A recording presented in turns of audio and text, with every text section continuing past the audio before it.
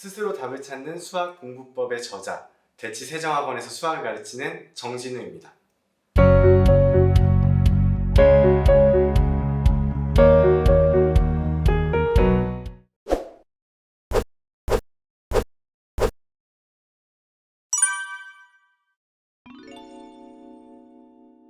이 질문은 진짜 많이 받는 질문인데요. 우선 우리가 수학을 처음에 접할 때 누군가가 어떻게 공부하라고 공부법을 알려주는 경우가 별로 없습니다. 그냥 학원에 다니라고 하든지 아니면 문제집을 풀어보라고 하든지 아니면 인터넷 강의를 보라고 하든지 등의 권유나 실습은 있는데 어떤 방식으로 어떻게 기본서를 보고 어떻게 문제집을 풀고 어떻게 오답 관리를 하라고 알려주는 데는 많지 않거든요. 저는 이거를 수영을 처음 배울 때 우리가 수영 코치에게 수영법을 배우잖아요.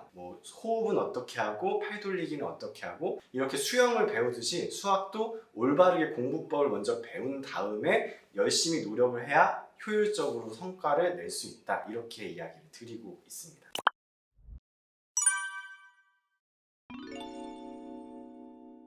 우선 초등학생이랑 중학교 1학년 정도까지는 수학이 어디에 쓰이고 나중에 너가 꼭 대학에 가지 않더라도 수학이 이러이러한 부분에서 필요하다, 이런 얘기를 해주면 귀가 쫑긋하면서 동기부여가 되는 측면이 있어요. 예를 들면은 꼭 대학 가는 방법의 수단으로서의 수학이 아니라 나중에 가게를 차린다고 했을 때 월 매출은 얼마일지, 원가는 얼마가 들고 순이익은 얼마가 나고 지난달은 매출이 얼마였고 이번 달은 매출이 얼마고 다음 달은 매출이 얼마니까 상승인지 하강인지 이런 것들을 이제 판단을 해보려면 수학에서 배우는 확률과 통계도 필요하고요. 깊게 들어가면은 미적분까지도 이게 개념이 연동되는 부분이 있거든요. 그래서 이런 얘기를 좀 섞어주면 초등학생이랑 중1 정도까지는 그래 그럼 내가 나중에 써먹을 수 있겠네 하고 수학을 받아들이는 측면이 있고요. 중2부터는 본격적으로 아이들이 학교에서 시험을 보기 시작하거든요. 그리고 고등학생도 마찬가지고 본격적으로 시험을 보는 시기부터는 이런 얘기를 하면 잘 안 먹혀요. 왜냐면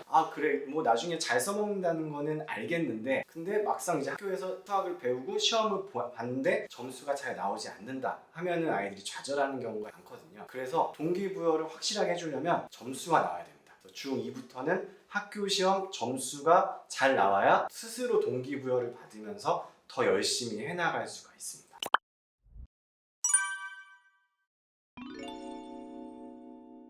본인이 어디를 배우고 있느냐 또는 공부하고 있느냐는 본인이 속한 예를 들어서 고1인데 2차 함수 파트를 공부하고 있다. 그러면 2차 함수 파트가 본인의 위치가 되겠죠. 보통의 대부분의 학생들은 2차 함수 단원을 배우면 2차 함수 단원에 있는 개념과 2차 함수 단원에 있는 문제를 엄청 풀거든요. 근데 아무리 개념을 봐도 이게 잘 이해가 가지 않을 때가 있어요. 그러면 수학 개통도라고 하는 것이 있는데 고1 수학이 있으면 그 앞에 중3이 있고 중2가 있고 중1이 있고 이렇게 순차적으로 올라가는 학문이거든요. 그래서 앞에서 배운 학문을 개념을 다음 학년에서 좀 더 심화된 내용, 좀 더 살이 붙은 내용 이런 거를 점점점 배워나가는 과정이기 때문에 내가 고1 과정에서 2차 함수 파트를 잘 모른다, 아무리 개념을 봐도 모르겠다 라고 하면은 수학 개통도를 펴놓고 본인의 이제 위치가 2차 함수 파트다, 그럼 그 앞으로 화살표가 이렇게 연결되어 있는데요. 그 앞에 중3 단원에 모든 중3 단원을 다 보는 것이 아니고요. 2차 함수를 거꾸로 따라가면 중3의 2차 함수 파트가 또 있습니다. 그럼 중3의 2차 함수를 공부를 해보고 그래도 좀 어려운 부분이 있다 그러면 또 그 앞으로 이렇게 찾아가는 본인의 위치를 파악하는 방법이 있습니다.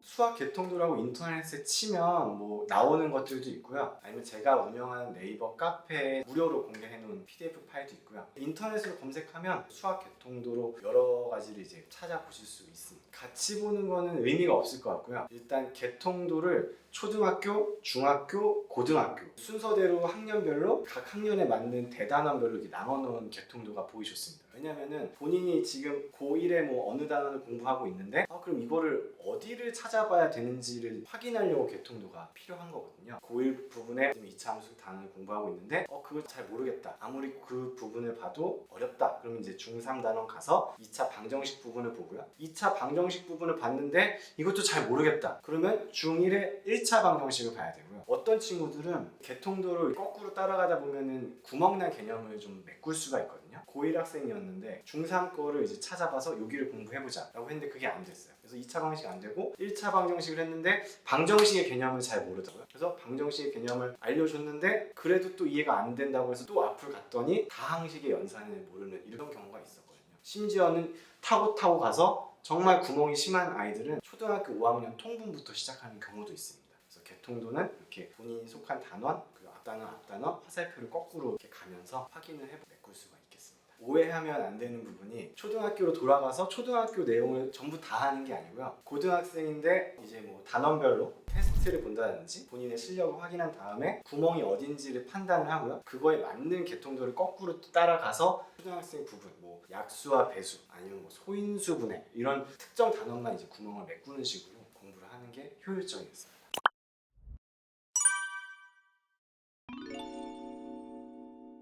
제가 생각하는 수학적 사고는 일단 입시에 관련해서 학교 시험을 잘 볼 수 있는 수학적 사고, 수능을 잘 볼 수 있는 수학적 사고 요거에 한정돼서 말씀을 드릴게요. 입시에 관련돼서 수학적 사고라 함은 이 문제를 봤을 때 어떻게 풀 수 있는지를 떠올릴 수 있는 아이디어. 이걸 뭐 어떤 사람들은 수학적 사고라고 이야기를 하고요. 어떤 사람들은 뭐 해결책 찾기 능력이라고 하는데 저는 해결책 찾기 능력이라는 표현을 좋아하거든요. 그래서 수학적 사고를 어떻게 하면 올릴 수 있는가 라는 질문에는 입시에 국한돼서 해결책 찾기 능력을 키워야 되고요. 이 해결책 찾기 능력은 마치 TV에서 보는 방탈출 게임과 유사합니다. 방탈출 게임을 하려면 뭐 이런 힌트 저런 힌트 여러 가지 힌트를 조금씩 얻은 다음에 방을 탈출하기 위한 열쇠 아니면 아이디어를 떠올려서 이걸 다 조합해야만 방을 탈출할 수 있는 일련의 과정이 마치 여러 힌트를 수학 문제에서 찾아서 문제의 답을 찾아가는 과정과 상당히 유사하더라고요. 수학적 사고를 올릴 수 있는 방법은 해결책 찾기 능력을 높여야 되는 것이고요. 그럼 해결책 찾기 능력은 어떻게 높일 수 있느냐? 대답은